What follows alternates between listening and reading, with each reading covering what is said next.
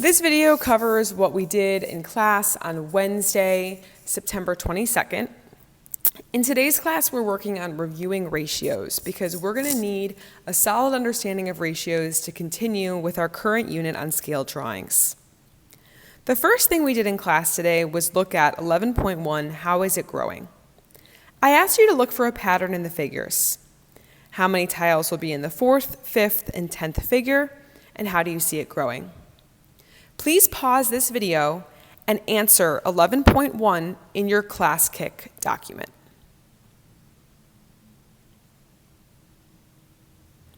So if you're watching this video, you should have completed 11.1. You might have noticed a few different things, like the fact that the green tiles are growing by 3 each time, and that the blue tiles are growing by 4 each time. You might have also noticed that we have a ratio happening here. We've got a ratio of 3 to 4. We've got a ratio of 6 to 8. And we've got a ratio of 9 to 12. And these ratios are all equivalent, which we can prove by putting them on top of each other.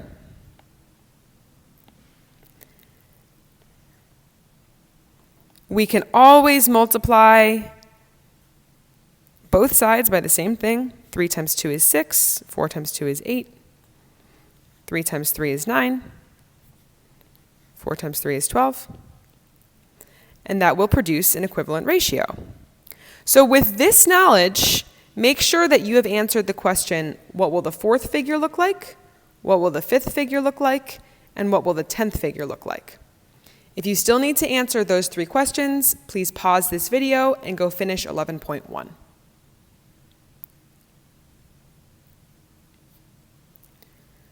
Okay, so our next activity is 11.2, a huge amount of sparkling orange juice. Noah's recipe for 1 batch of sparkling orange juice uses 4 liters of orange juice and 5 liters of soda water. Use the double number line to show how many liters of each ingredient to use for different size batches of sparkling orange juice. Now, we can see that the top number line represents orange juice. We know that Noah needs 4 liters of orange juice. The bottom number line represents soda water, and we know that Noah needs 5 liters of soda water. Now, we can see that this first ratio on our number line, 4 orange juice to 5 soda water, represents 1 batch. If we were to make 2 batches, we would need to double both ingredients. So instead of 4 orange juice, we would need 8, and instead of 5 soda water, we would need 10. Pause this video to complete the double number line. Fill it out all the way to the end.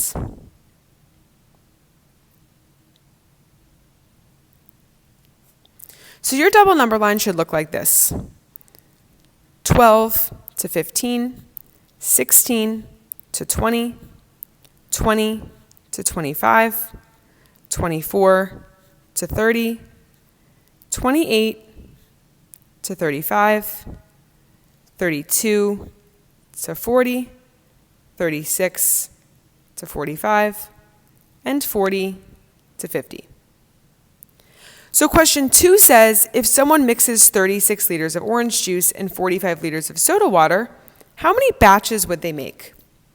Pause this video and use the double number line to answer question 2.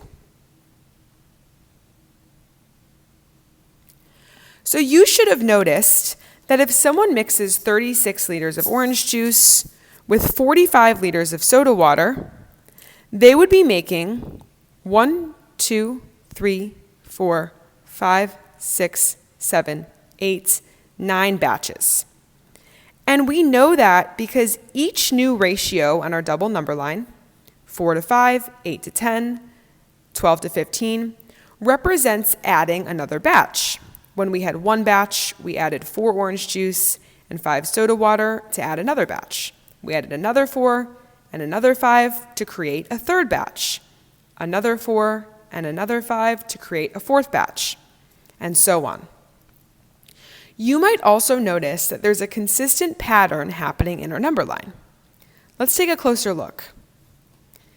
When we have, for example, 4 batches right here, we can see that we're multiplying the number of batches we have, 4, times 4, or the amount that's used in one batch, to tell us how much orange juice we need.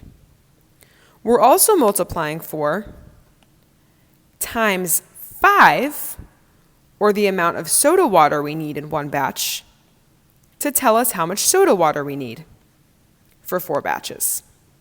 So in other words, we can simply multiply the batch number times how much we need for one batch to tell us our total amounts.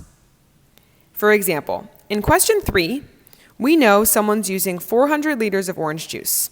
So how much soda water do they need? Well, what we can do is multiply the total number of batches. We know that we have 400 batches. I misspoke. What mistake did I make?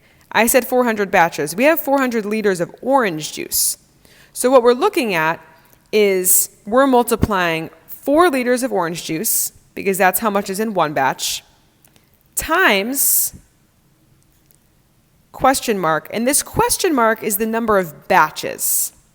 4 times the number of batches gives us 400 liters of orange juice. Well, I know that this question mark is equal to 100 batches, because 4 times 100 is how I got to 400 liters of orange juice. So I know that I need to multiply my soda water 5 times 100, which gives me 500 liters of soda water. Another way to think about this question is I'm simply finding an equivalent ratio. I know that one batch is 4 orange juice for every 5 soda water, and I know that I have 400 orange juice. Since I had to multiply 4 times 100 to get 400, I need to do the same thing to 5. And I end up with the same answer, 500 liters of orange juice.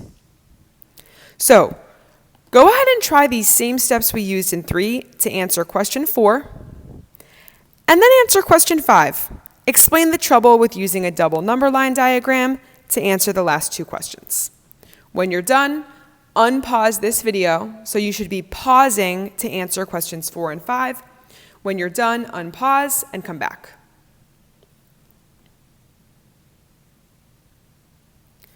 Okay, so the last thing we worked on in class was 11.3, batches of trail mix. A recipe for trail mix says, mix 7 ounces of almonds with 5 ounces of raisins. Here's a table that's been started to show how many ounces of almonds and raisins would be in different sized batches of the trail mix. Question 1 says, complete the table so that the ratios represented in each row are equivalent. So, remember, when we practiced ratio tables last year, we know that any ratio that's in a ratio table needs to be equivalent to every other ratio in the ratio table. So I'm going to show you one ratio, and then I'm going to send you to do the rest. I know that to get from 7 to 28, using multiplication or division, I can multiply 7 times 4. I need to do the same thing to 5 to produce the amount of raisins, 5 times 4. So my amount of raisins is 20. Now, to figure out how many almonds you need for 10 raisins, you can use the same strategy. You could either multiply 7 and 5 times the same thing, or you could divide 20 and 28 times the same thing to find this mystery amount. Go ahead and follow those steps for the rest of the table, then answer questions 2 and 3. This is the last thing that you need to complete in Kickboard today. There's a lesson summary down here if you would like to review what we learned or go back to these notes. And there's an exit ticket in today's folder. So when you're finished with Class Kick, Make sure you head to today's folder and answer the exit ticket as well.